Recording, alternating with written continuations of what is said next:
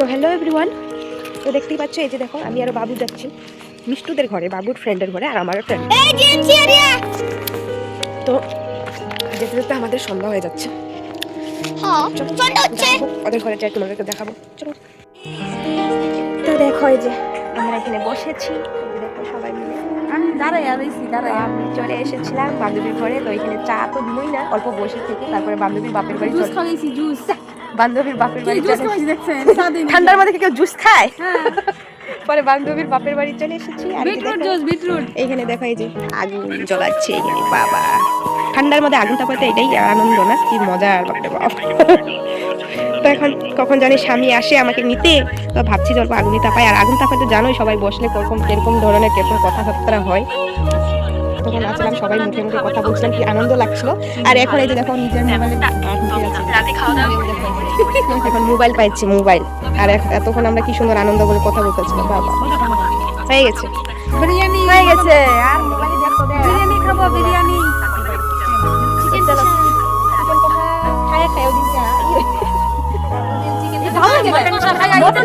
মজা লাগছে, চিকেনটা ভালো লাগলো না,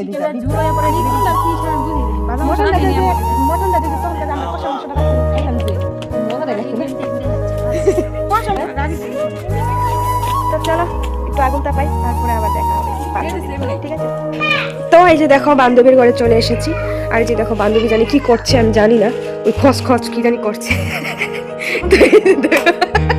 এই যে বান্ধবী চলে যাচ্ছে। আর তো ঠান্ডা ঠান্ডা লাগছিল, তো এখন গরম লাগবে। এখন আগুনটা তাপাইছি, তো তাপানি হয়ে গেছে। তো আমি চলে এসেছি আবার বান্ধবীর ঘরে।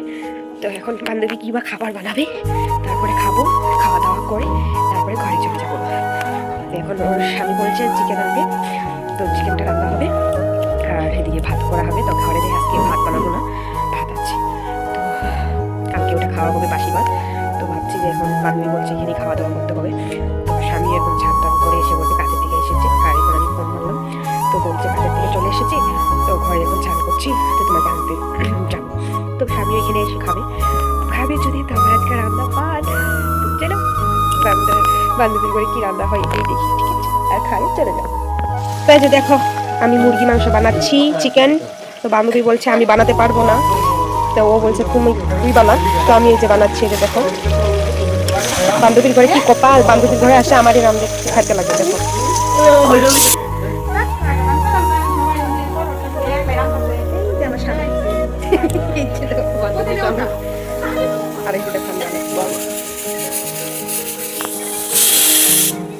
কি কপাল, বান্ধবীর বাড়িতে আমার রান্না খাওয়ানো লাগে। দেখো এরকম আইসা বলে এটাই তো কপাল।